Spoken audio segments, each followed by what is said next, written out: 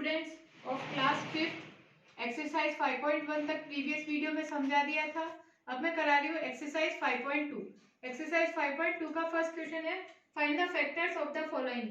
Factors find करना है। तो जैसे फर्स्ट है तो फर्स्ट में लिखा है 7, तो 7 किसकी टेबल में आता है? एक तो 1 की टेबल में आता है और खुद 7 की टेबल में आता है। तो 7 के फैक्टर्स क्या हुए? 1 और 7। सेकंड में लिखा है 9, तो 9 किसकी टेबल में आता है? 1 की टेबल में आता है, 3 की टेबल में आता है और खुद 9 की टेबल में आता है। तो उसके फैक्टर्स क्या हुए? 1, 3 और 9। ठीक है, तो आई होप क्वेश्चन फर्स्ट आपको समझ में आया। आप इजी बहुत इजी है, तो आई होप कर पाओ। मैंने समझा दिया है। ठीक है, तो सेकंड क्वेश्चन है find the common factors of the following. तो 8 एंड 12 है फर्स्ट में, तो इनके कॉमन फैक्टर्स फाइंड करने हैं। ठीक है, तो फैक्टर्स ऑफ 8। अब 8 किसकी टेबल में आता है?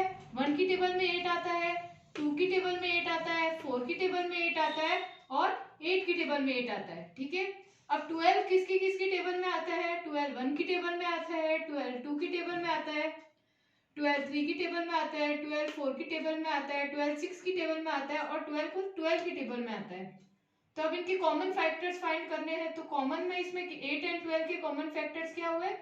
देखो ये 1 है और ये 1 है, यहाँ पे भी 1 है, 8 की टेबल में भी 1 है, 1 की टेबल 1 की टेबल में भी 8 आता है और 1 की टेबल में 12 भी आता है। तो कॉमन क्या हुआ? 1 यहाँ पे ये 1 कॉमन हो गया, ये 2 कॉमन हो गया, ठीक है, और ये 4 कॉमन हो गया। ये देखिए यहाँ पे भी 4 है और यहाँ पे ये कॉमन हो गए।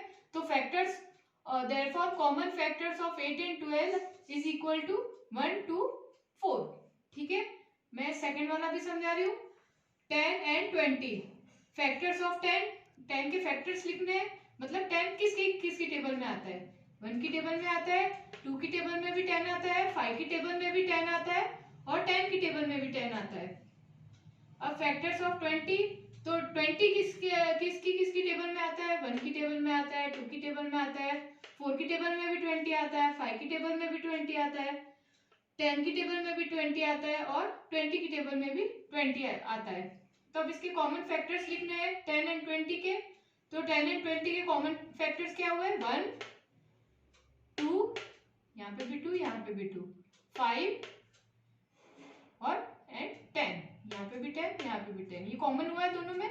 तो ये मैंने कॉमन फैक्टर्स क्या हुए? 10 एंड 20 के 1 2 5 10। तो इसी तरह से आपको सेकंड क्वेश्चन करना है। अब मैं समझा रही हूँ थर्ड क्वेश्चन। थर्ड क्वेश्चन है find the largest factor of 21 and 28।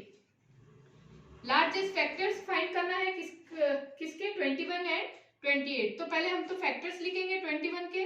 तो 21 किसकी टेबल में आता है? 1 की टेबल में 21 आता है, 3 की टेबल में 21 आता है, 7 की टेबल में 21 आता है और 21 की टेबल में 21 आता है। अब फैक्टर्स किसके लिखने हैं? 28 के। इसी तरह से आप लोगों को क्वेश्चन फर्स्ट में भी ऐसे ही फैक्टर्स लिखना है। ठीक है, तो फैक्टर्स ऑफ 28 किसकी टेबल में आते हैं? 1 की टेबल में आता है 28, 2 की टेबल में आता है, 4 की टेबल में भी 28 आता है, 7 की टेबल में भी 28 आता है, ठीक है, 14 की टेबल में भी 28 आता है और 28 की टेबल में भी 28 आता है। ठीक है, तो अब इसका हाईएस्ट कॉमन फैक्टर लिखना है। Therefore highest common factor common भी होना चाहिए और हाईएस्ट भी होना चाहिए।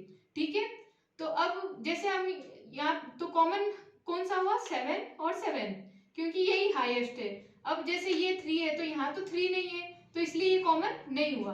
तो 7 कॉमन है और ये हाईएस्ट कॉमन फैक्टर है किसका? 21 एंड 28।